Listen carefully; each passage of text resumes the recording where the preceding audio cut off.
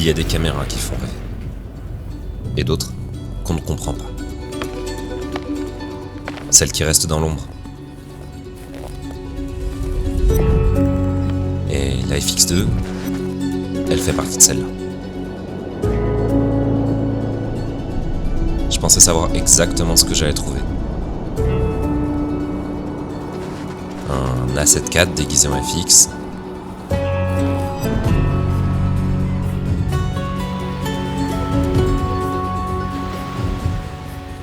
Mais en fait, j'avais tort.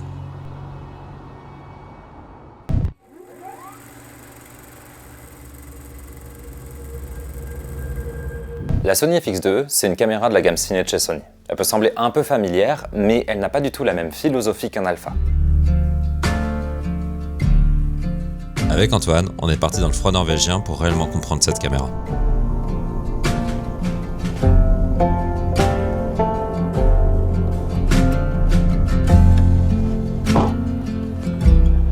En fait, actuellement, on est à Enixver, c'est une ville dont je prononce forcément pas bien le nom, mais qui vit beaucoup via la pêche en fait, et qui est aussi très connue parce qu'il y a un stade de foot en fait, qui est situé à la pointe de l'île en question de la presqu'île.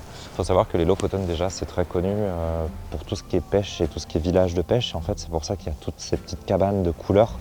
C'était les cabanes des pêcheurs à l'époque.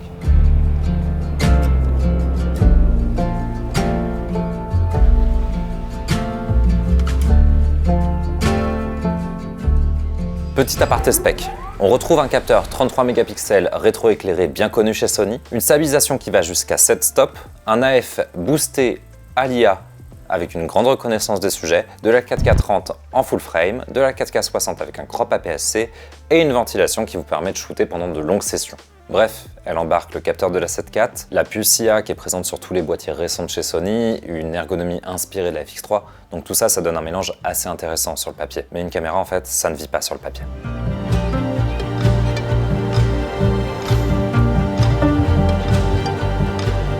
Pour être totalement transparent, j'avais du mal avec le joystick sur le haut du boîtier au début parce que moi j'ai l'habitude de l'avoir ici sur la 7 IV, A7 V, A1 II. Et en fait, quand tu es posé comme ça, que tu filmes, je pense d'autant plus quand tu as un moniteur qui est posé sur la poignée XLR, c'est quand même vachement pratique de composer son plan comme ça. Donc non, je comprends l'intérêt maintenant. En fait, personnellement, c'est pas mon truc, mais je pense que ça peut intéresser certaines personnes.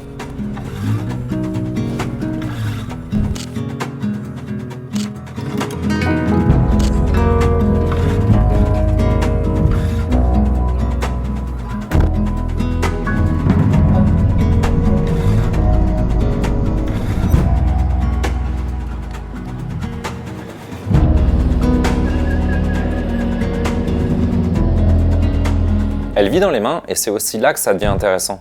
On retrouve des pas de vis, des LED bien placés et visibles, des boutons partout et un viseur orientable. Et au final, cette ergonomie, c'est ce qui peut se faire poser une question. Elle est pour qui cette caméra ?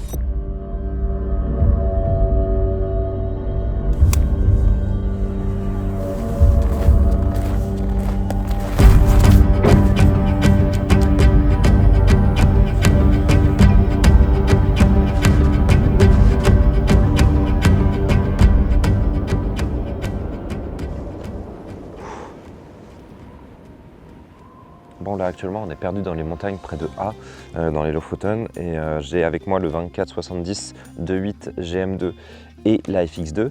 Et en fait là j'ai un setup qui est assez compact, léger et qui est tout temps et c'est robuste, ce qui fait que j'ai pas à me prendre la tête.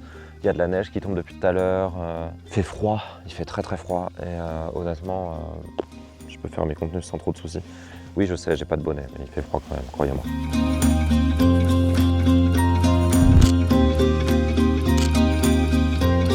Sony a toujours fait ça. Un capteur, plein de boîtiers, une même base mais une philosophie différente. Le Sony A6700, c'est une FX30. Le Sony A7S III, c'est une FX3. Et là, en fait, la FX2 ne déroge pas à la règle. Mais alors pourquoi ? Pourquoi je devrais prendre une FX3 plutôt qu'un A7S III ? Et surtout, du coup, pourquoi je devrais prendre une FX2 plutôt qu'un A7 IV, ou qu'un A7 V, ou qu'un A7 C2 ? Ça c'est génial quand même. Vraiment ce viseur c'est quand même très confort. Il faut savoir que, comme on peut le voir, Je suis entouré de neige, il y a énormément de reflets, il fait encore bien jour. Mine de rien, le fait de pouvoir mettre mon œil comme ça dans le viseur, je vois exactement ce que je fais. Je vois exactement si je suis expo ou pas. C'est nickel. C'est vraiment un confort.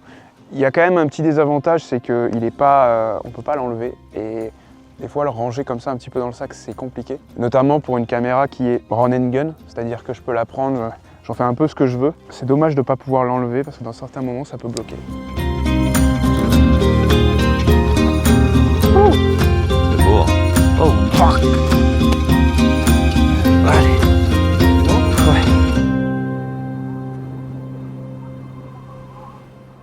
J'ai d'autres questions. Est-ce que tu utilises la 4K 100? Parce qu'en soi, oui, la 4K 100, c'est pratique. Ça te permet de ralentir une action, de cacher tes tremblements quand tu as raté ta stabilisation. Personnellement, je l'utilise pas tant que ça. L'open gate, c'est un sujet dont tout le monde parle. D'ailleurs, j'ai l'impression que Sony, des fois, n'aime pas trop ça. Sur le papier, c'est pratique. Tu as un rectangle dans lequel tu peux crop en vertical et en horizontal. Et même sujet. Est-ce que tu l'utilises? Le RAW en interne, entre les galères de stockage et les galères de montage parce que ton ordinateur n'est pas assez puissant, même sujet. Est-ce que tu l'utilises? Exemple, j'ai le Fujifilm X-H2S. Avec, je peux filmer en ProRes RAW. Je le fais jamais. Je peux filmer en 4K 100, je le fais jamais non plus parce que la 4K 50 suffit amplement les 3/4 du temps en événement et que, honnêtement, qui dit plus d'images, dit fichier plus lourd. Avec, je peux filmer en 6,2K Open Gate, je le fais jamais. Bon allez, 5% du temps quand j'ai la flemme de cadrer correctement mon image.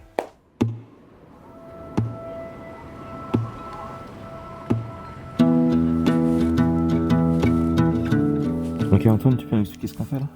Eh bien là, j'ai avec moi un Magic Arm, un petit outil toujours très pratique. Je suis en train de l'attacher à la FX2 et l'idée ça va être d'avoir un plan que je vais accrocher. Donc, je vais accrocher le Magic Arm à la FX2 au niveau du siège ici et ça va être, j'ai le 16 mm donc un grand angle et ça va être d'avoir un plan de nous deux, donc Steven qui va conduire et moi je serai sur le côté en tant que passager parce que j'ai pas envie de conduire et d'avoir un plan pendant qu'on est en train de rouler. Et même avoir ce petit côté justement comme s'il y avait une personne derrière nous. L'idée c'est de visualiser tout ça sur l'application Monitor and Control.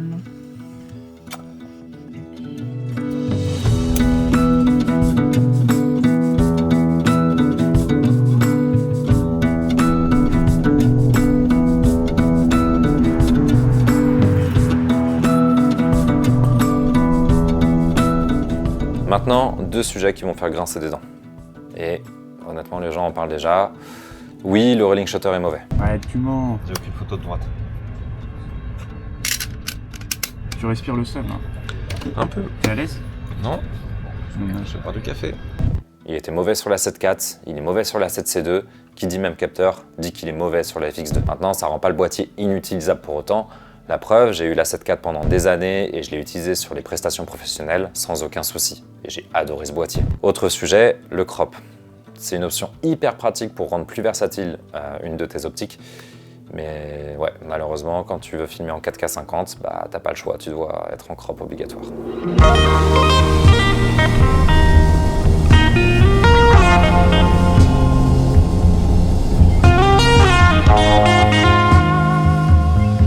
Sur la FX2, on a le capteur 33 millions de pixels DA7 IV, DA7C2. Moi je sais que j'adore ce capteur. 33 millions de pixels, je trouve que c'est une très bonne définition parce que ça permet quand même de cropper un peu dans l'image. Surtout qu'on a le crop intégré en Super 35, donc du coup ça vous permet d'avoir des photos de 16 millions de pixels derrière. Je pense que c'est un plus si vous faites surtout de la vidéo mais que vous avez besoin d'accompagner un peu en photo, je sais pas, en photographie immobilière pour votre client, ou si vous êtes en voyage et que vous avez envie de documenter un peu en photo aussi ce que vous faites, ou que vous êtes sur un documentaire et que vous avez quelque chose qui se passe, que vous avez envie de figer l'instant en plus de la vidéo, bah vous pouvez le faire sans trop douter. Honnêtement, ça rajoute une carte en plus à cette caméra et c'est toujours bon à prendre. En dehors de ça, la 4K 25, elle est magnifique. Elle est suréchantillonnée depuis la 7K et honnêtement, elle n'a pas à rougir vis-à-vis de ce que tu sors d'une FX3 ou d'un A7S3.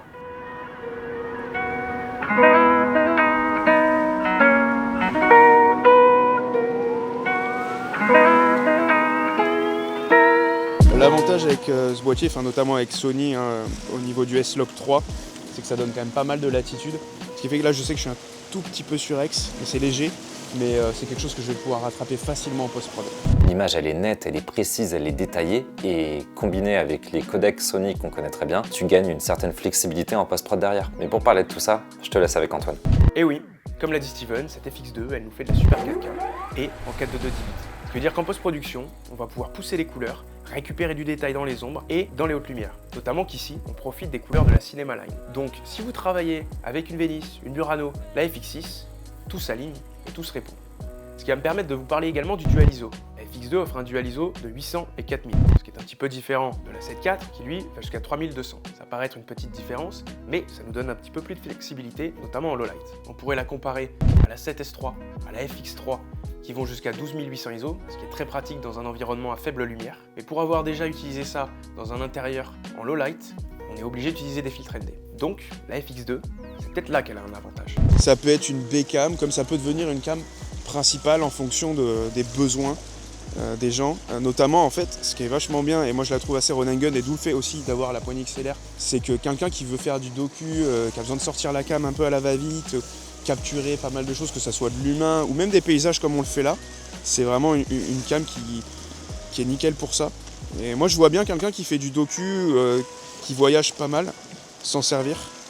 Et il y a un truc qui est cool, je ne l'ai pas trop utilisé là sur ce plan, mais je m'en suis beaucoup servi ailleurs, c'est le viseur. C'est quelque chose que j'aime beaucoup, que je ne pensais pas utiliser autant. Mais en l'utilisant, j'avais l'impression en fait de m'effacer un petit peu du plan. Moi j'ai cette impression de capturer quelque chose de plus humain, comme si c'est ce que je voyais à travers, ce que mon œil voit, et ça c'est un réel plaisir. Un alpha, c'est un hybride photo first, là où une FX est essentiellement pensée pour la vidéo. Je suis un utilisateur alpha. J'ai un A7 IV, j'utilise un A1 II, un A7S3. J'aime l'ergonomie de ces boîtiers, car certes je suis vidéaste, mais je suis avant tout un photographe. Par contre, sur un tournage orienté purement vidéo, je peux comprendre que certaines personnes préfèrent utiliser du matériel FX et ce que ça propose. C'est très bien, notamment la poignée. Et sachez qu'il fait moins 3 degrés actuellement. Je ne suis pas conçu pour ce genre de température. Et Steven, moi j'ai gants sous gants, Steven il a pas de gants. C'est détestable.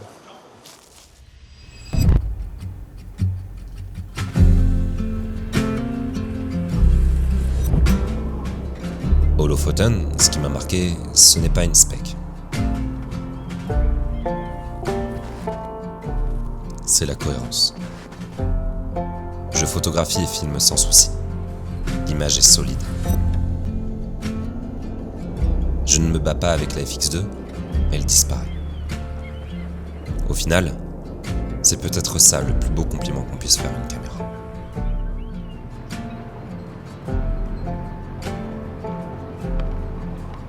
Désolé Sony, la FX2 elle est pas faite pour tout le monde. Mais je pense que c'est ça qui la rend intéressante. Je ne pense pas être la cible, du moins je ne suis pas intéressé. Mais comme une FX3 ne m'intéresse pas d'ailleurs. Et pourtant, j'imagine tellement de personnes autour de moi qui pourraient être intéressées par ce boîtier. Je pense aux journalistes, aux documentaristes que j'ai rencontrés au fur et à mesure du temps, qui passent leur vie avec l'œil dans le viseur, à s'isoler du reste du monde pour se concentrer uniquement sur l'histoire qu'ils souhaitent raconter, qu'ils souhaitent narrer. Je pense que c'est une vraie petite cam documentaire, reportage, cinéma qui a sa place. Les gens vont parler du prix, vont parler des caractéristiques trop proches de la 7 IV ou de la 7C2 peut-être. Mais pourtant, on a la même chose entre la FX3 et la 7S3 et les gens ne font pas l'amalgame. Ça fonctionne, c'est robuste, c'est modulable. Ça s'efface pour te permettre de narrer ce que tu veux raconter, ce que tu veux montrer. Et ça, pour moi, c'est le plus important. Si j'ai suscité ton intérêt, je te laisse te rendre dans le magasin Camara le plus proche de chez toi ou à aller sur camara.net. Merci d'avoir regardé cet essai jusqu'au bout.